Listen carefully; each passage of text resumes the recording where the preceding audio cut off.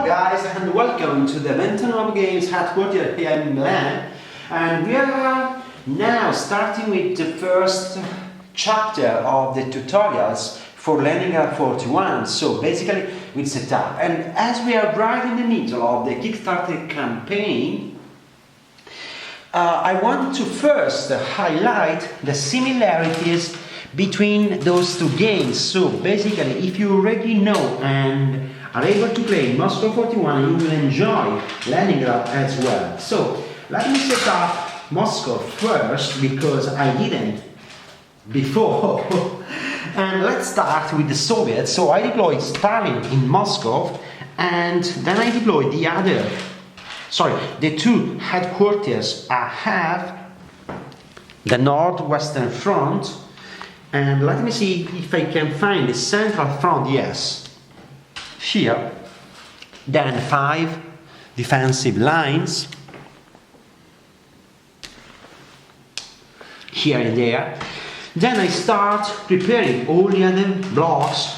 I remember that in Moscow all the green blocks go to the drawbacks, all the red and blue blocks plus Zhukov go to the drawbacks, and so this is what I'm doing right now.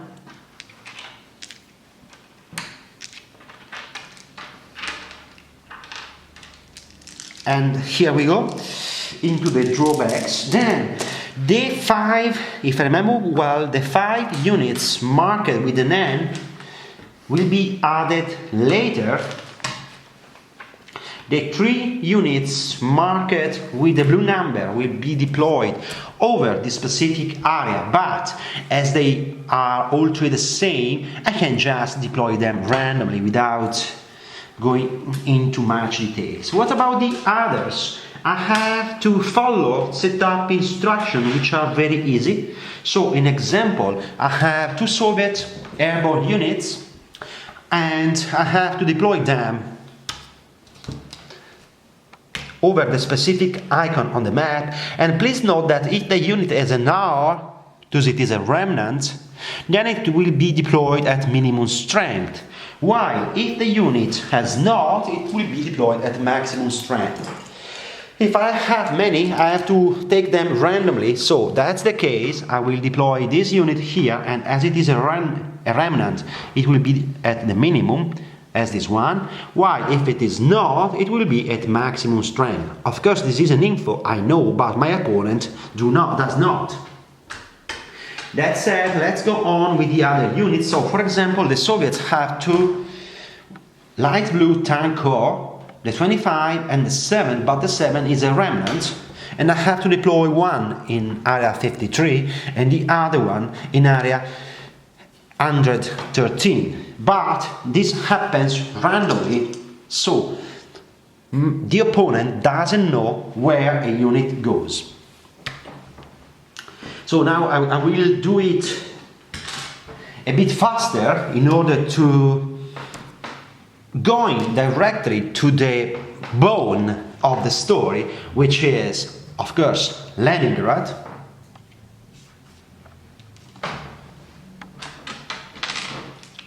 But as said, the setup is very, very similar. So let's deploy tanks.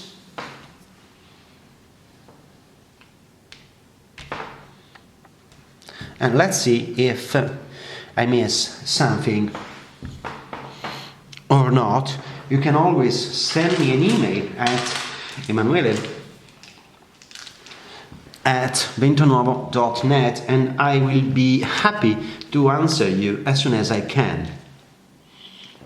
Here as well I have different colors. I put them up so I can have a look at them, and then I start deploying Stalin in Moscow, which is represented as a box in Leningrad, so it is not depicted over the map. Zhukov goes into the drawbag, and then I start putting all my units face up. All the blocks reporting an S in the lower right corner or an N will be added to the drawbacks in the appropriate month, thus it is September or November.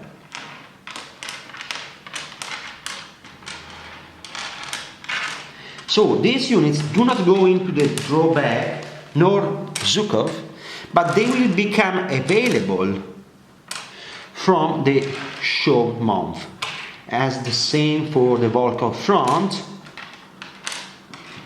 And I believe I have deployed all the units which come later right here. While the 3 cavalry divisions and all the Soviet infantry division, which are white, will arrive later, and then I go on distributing this unit. As soon as I'm ready, I will probably start telling you that the Leningrad militia goes into Leningrad, and as it is a remnant, it goes at minimum strength and goes there with the Leningrad headquarters. Then all the other Leningrad units, which are light blue, are deployed randomly along the map, and I may have some which are corps and some others which are instead divisions. The difference is the number of dots. And then I also have some tanks which are deployed around Leningrad to form a sort of ring. Then I have 2 static brigades, one in Ankor and the other one in Kuressaare, and they are reinforced with some defensive line, one in Oranienbaum, one in Viborg, and one in Ankor. Then I have some yellow units, which are the Karelian front, which are deployed over Karelia, so the commander here, and the divisions here to take care of the Finns. Then I have an airborne unit, which is a remnant, and it is deployed there. That's mandatory, no chance to choose it. And then I have the Northwestern Front, which is in Pskov, and his units, which are deployed around him more or less, but they may be divisions, corps, remnant or not, we don't know, and hopefully the Germans do not as well. And then we go on with the tanks, which can be, in this game they are all divisions, but they can be remnants or not. Oops, no, now the Germans know that there is a remnant there. And, okay, the last one goes into the reinforcement pool. So, in the Soviet reinforcement pool, we have some divisions, infantry, cavalry, and 1 tank. Then we have 3 what the Soviets called mechanized divisions, basically light tanks, which are deployed basically along the border, and they have been already beaten by the Germans. Then the special 1st tank division is deployed in Medvedovsk.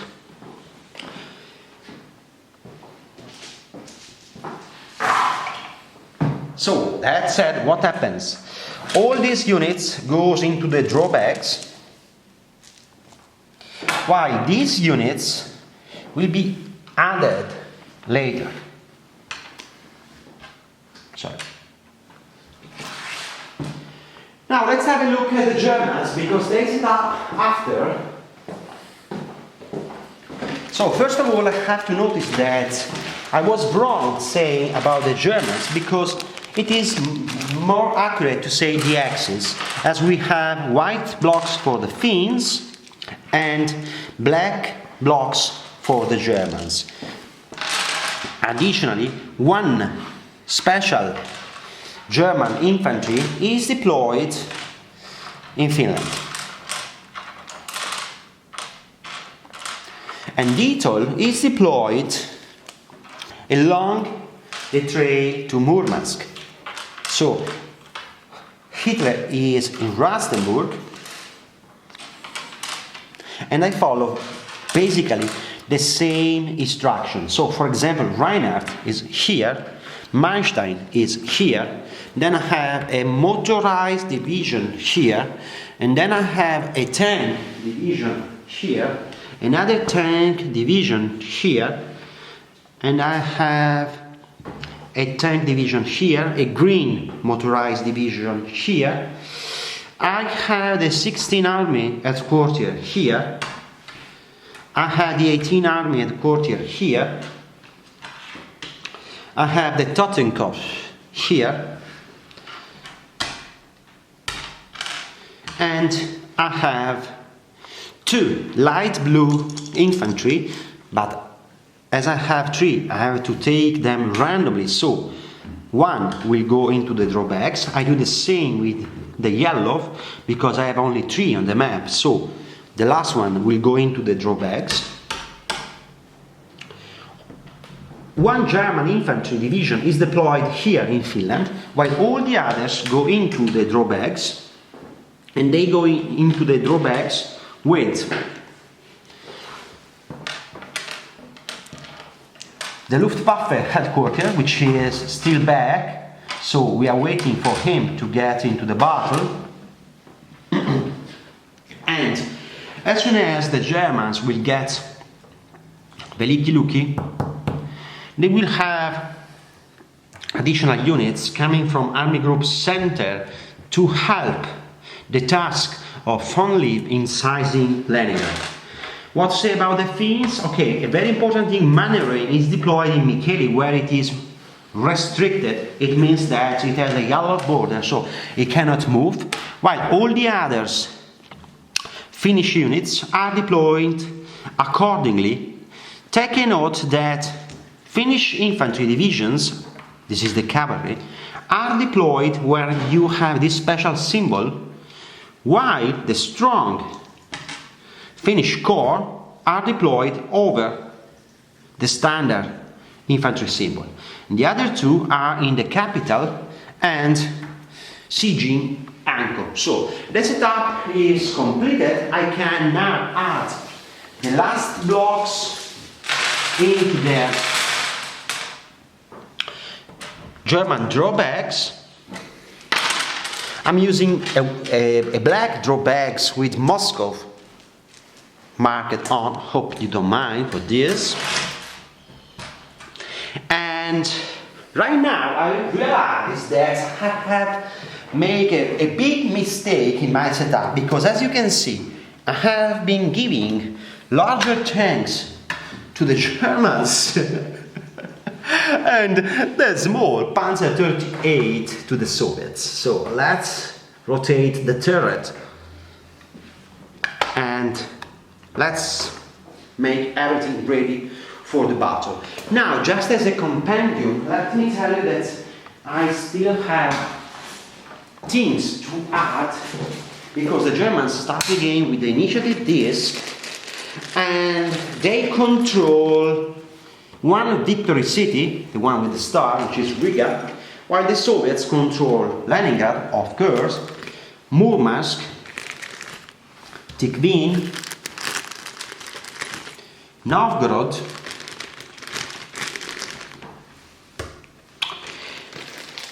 Ostashkov and Tallinn. Then, to win the game, the Germans must control 7 victory flags or permanently eliminate 24 Soviet units, while the Soviets, they just need 1 victory flags to get 7, and so to win the game decisively, or they have to eliminate 12 German units. We have different dice for the Soviets and the Germans. We also have a turn tracker, which is here on July, and it is sunny. We have out of supply barrels, and river crossing attack, and the marker for the weather forecast. But we don't need it now because it's July. That said, everything is ready, and I hope you have enjoyed this week setup. Have fun!